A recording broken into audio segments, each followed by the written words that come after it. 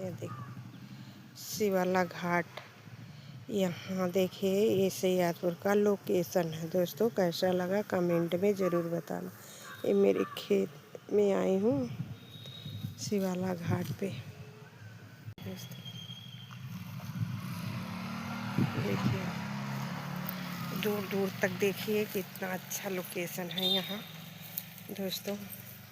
मेरा ब्लॉग जा रहा है, जैसा लगे वैसे कमेंट में ज़रूर बताना दोस्तों। और दोस्तों आप लोग कैसे हैं कमेंट में ज़रूर बताना।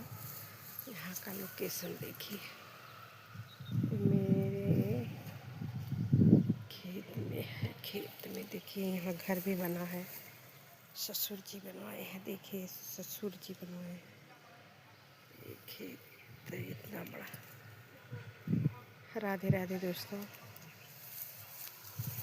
आप लोग देख के बताइएगा कि मेरा ब्लॉग जा रहा है आज खेत का।